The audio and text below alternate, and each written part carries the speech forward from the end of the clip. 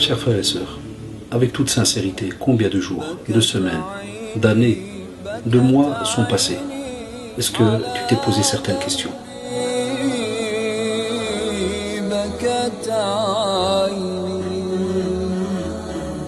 Combien d'erreurs ont été commises? Combien de péchés?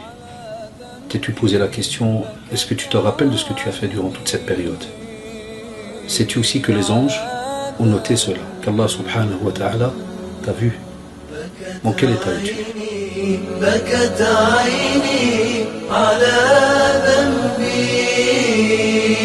Remets-toi en question. Bismillah ar-Rahman ar-Rahim. Inna alhamdulillah, nahmaduhu ta'ala wa nasta'inuhu wa nastaghfiruh. Wa na'udhu billahi min shururi anfusina wa min sayyiati a'malina. من يهده الله فلا مضل له ومن يضلل فلا هادي له واشهد ان لا اله الا الله وحده لا شريك له واشهد ان محمدا عبده ورسوله وبعد ايها الاخوه والاخوات السلام عليكم ورحمه الله. Nous revoici donc dans une nouvelle rencontre inchallah durant ce mois de Ramadan pour parler donc de cette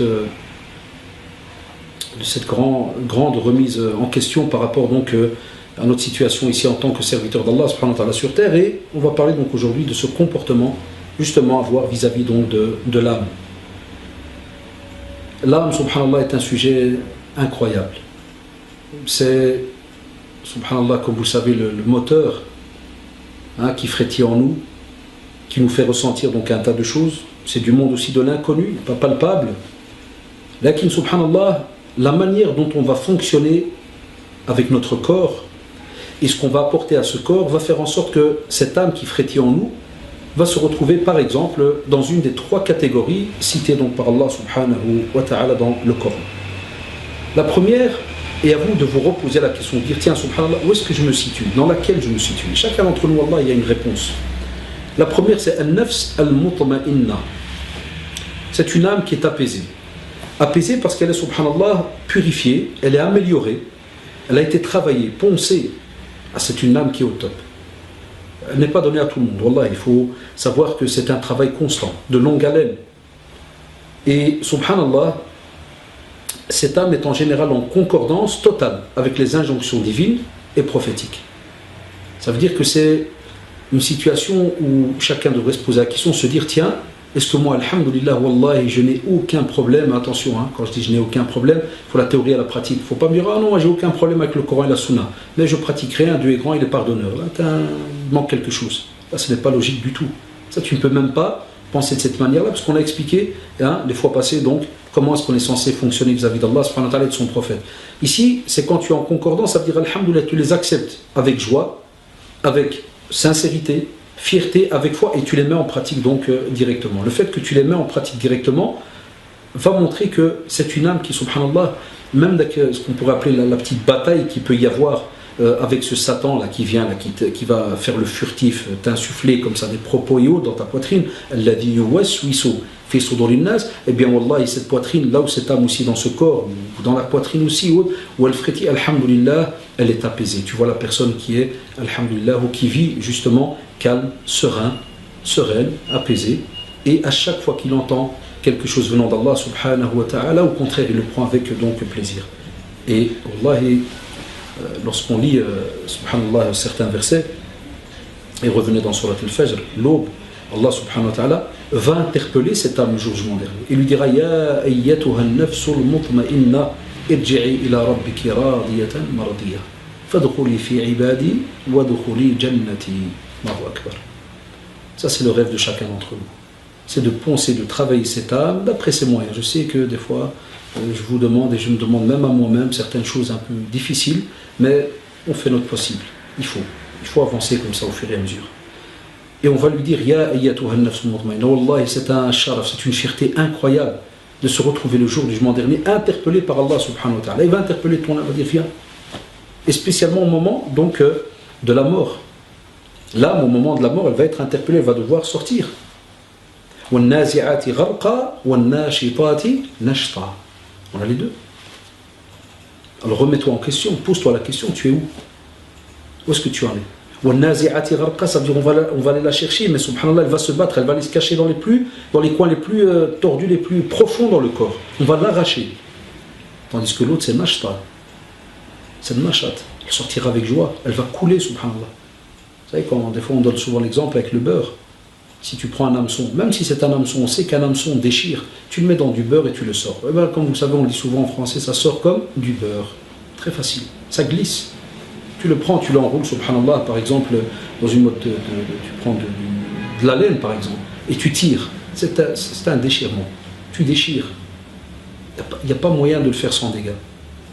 Donc, on vous dit, faites attention. Ça, c'est une première catégorie où il faut absolument que chacun d'entre nous se retrouve à, subhanallah, travailler cette âme, la poncer, pour que justement, elle soit apaisée, sereine, et à côté de nouveau, attention, je reparle de nouveau du psychologique aussi, parce que c'est cette manière aussi d'être à l'intérieur, il faut que cela soit aussi travaillé.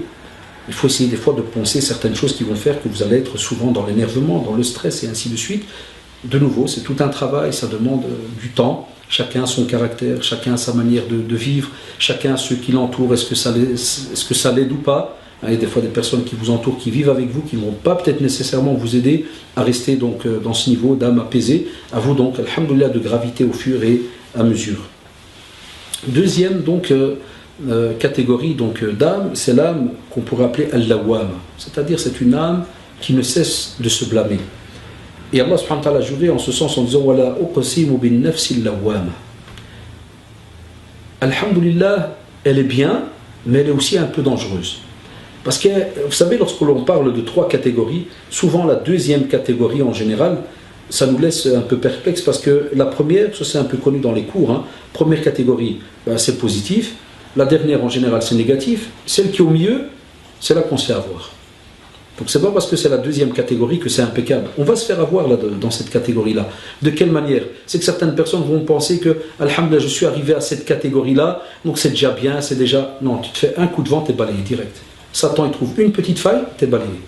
Donc même si on est dans une âme qui, alhamdoulilah, elle est motivée par moment par le bien, puis par moment elle est motivée par le mal, cela ne doit pas faire en sorte que vous allez dormir sur vos lauriers et vous dire c'est tout, moi alhamdoulilah j'ai déjà un pied dans la pratique, j'ai déjà ceci, la abadan.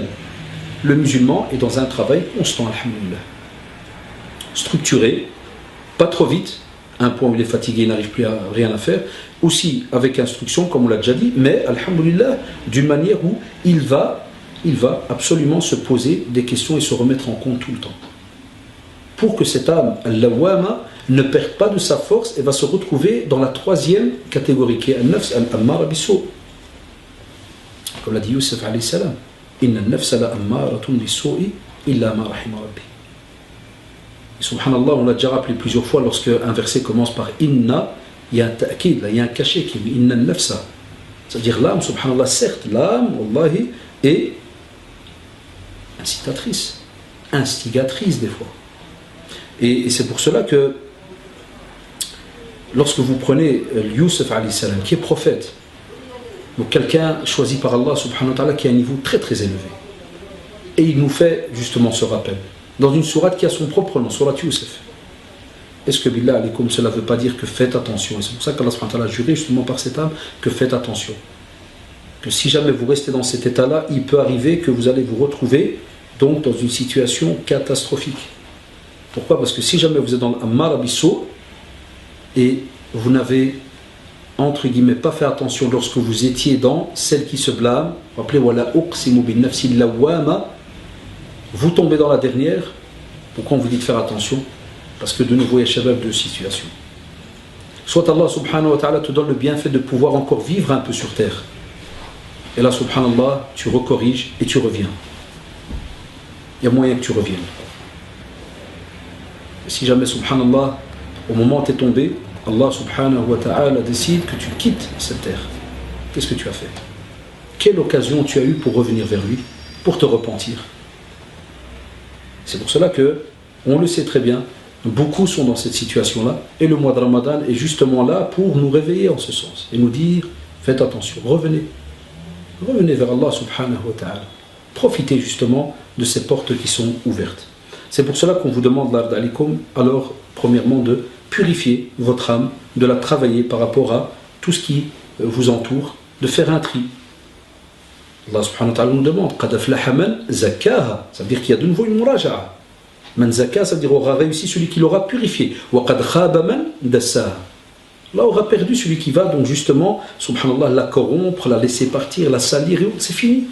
Donc on vous dit, faites un travail donc sur votre ego, et on sait qu'alhamdoulilah la communauté musulmane, même au temps du prophète, elle n'était pas entre guillemets pure à 100%, c'est-à-dire qu'il n'y avait pas de mal, il n'y avait pas de problème, loin de là, il y avait aussi des situations qui faisaient que des personnes commettaient des fautes, des erreurs et autres, il arrivait qu'il y ait des crimes, de l'adultère et ainsi de suite, mais alhamdoulilah, il y avait donc un rappel constant, et les gens, à ce moment-là, savaient qu'il y a toute une structure pour faire comprendre que, attention, on ne peut pas faire telle et telle chose. Aujourd'hui, subhanallah, vous le remarquez, c'est beaucoup plus compliqué.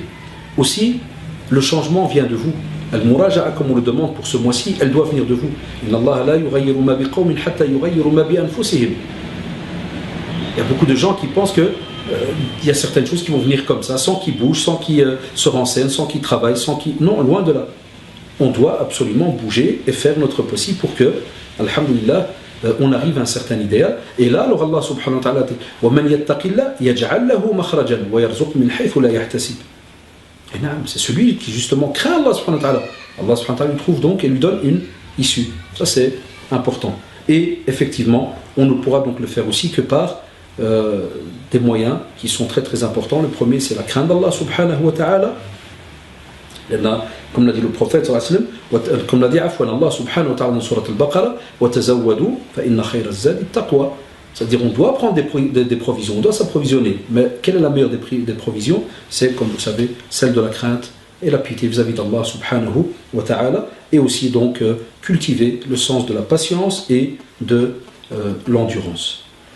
C'est un petit rappel, alhamdulillah, comme vous l'avez vu, très donc, restreint, mais qui va, Inch'Allah, je l'espère, vous rappeler un petit peu que l'on doit un petit peu revoir comment fonctionnent ces choses qu'on ne touche pas, qui sont pas palpables, mais qui frétillent en nous, et on le ressent, subhanallah, des fois quand on est dans une bonne action, ou bien des fois, alhamdulillah, si on est dans une mauvaise action.